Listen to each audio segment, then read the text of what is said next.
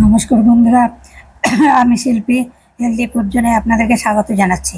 আমি আজকে একটা নতুন রেসিপি নিয়ে এসেছি আপনাদের সঙ্গে শেয়ার করার জন্য।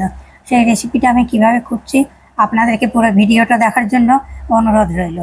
আর ভিডিওটি ভালো লাগলে একটা লাইক, শেয়ার, কমেন্ট দেবেন, এটুকু অনুরোধ রইল। আর যদি চ্যানেলটা সাবস্ক্রাইব করলে আমি নতুন নতুন ভিডিও করতে উৎসাহ পাবো, এইটুকুই আমার আপনাদের কাছে চাওয়ার। তো ভেন্ডি ফ্রাই বা ঢ্যাঁড়সের ফ্রাই করব। ঢ্যাঁড়স অনেকেই খেতে ভালোবাসে না, বাচ্চা কাচ্চা অনেকেই ভালোবাসে না, কিন্তু এইভাবে ভেন্ডি খেতে গিয়ে সবাই প্রেমে পড়ে যাবে। তো আমি নিয়ে নিয়েছি কতগুলো ভেন্ডি, ভালো করে আগে ধুয়ে নিয়েছি। আঠালো তো ভেতরটা, সেই কারণের জন্য ভালো করে আগে ধুয়ে নিয়েছি। ধুয়ে নিয়ে আমি ওগুলোকে চিড়ে নিচ্ছি। আমি বোটাটা কিন্তু কাটিনি, কেন তাহলে ওই আঠালো ইয়েটা বেরিয়ে যাবে। তাই আমি চিড়ে চিড়ে নিয়েছি, প্রত্যেকটা মুখগুলো ফাঁক করে চিড়ে নিয়েছি।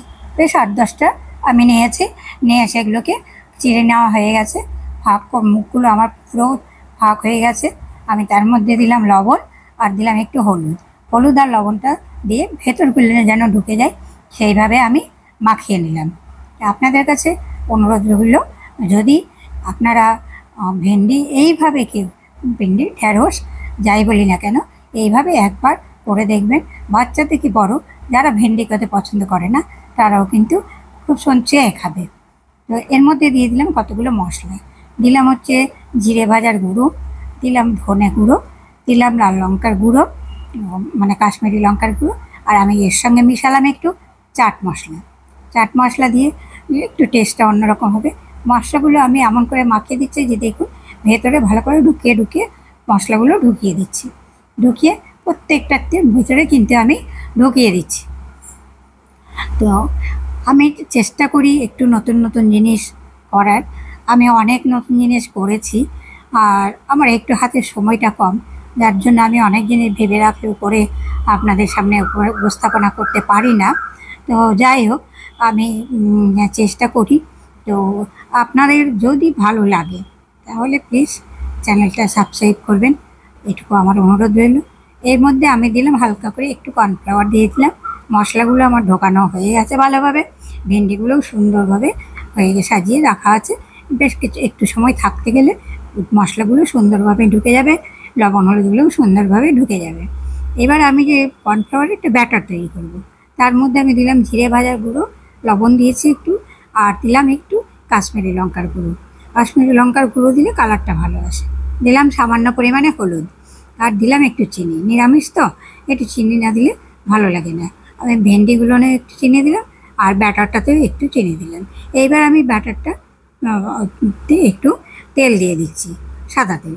সাদা তেল দিয়ে দিচ্ছি ব্যাটারটায়, দিয়ে ব্যাটারটা যেন একটু মচমচা হয়। আর এর মধ্যে দিয়ে দিব আমি সাদা তিল। তিলগুলো সুন্দর সুন্দর ভাজার উপরে ফুটে উঠে তো খুবই ভালো লাগে দেখতে, আর মুখে পড়লেও খেতে ভালো লাগে। এইবার হচ্ছে এই যে তিলটা রেখে দিলাম আমি, তিলের মধ্যে কিন্তু আমি ব্যাটারে ডুবানোর পর গুঁড়িয়ে নেব।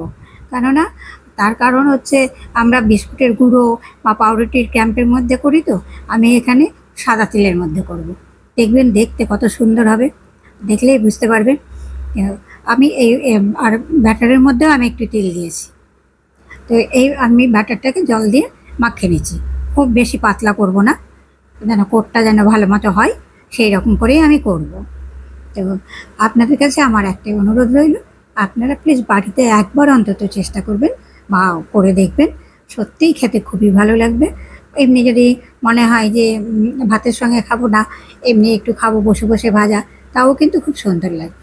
আমি ব্যাটারের মধ্যে ভেন্ডিগুলোকে, মশলা ভেন্ডিগুলোকে সুন্দর করে ডুবিয়ে নিচ্ছি, আর ওই সাদা তেলের মধ্যে কোটিং করে নিচ্ছি।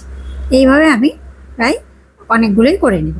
করে তারপর আমি এদিকে কড়াই বসিয়ে দিয়েছি, তেল গরম করতেও দিয়ে দেবো।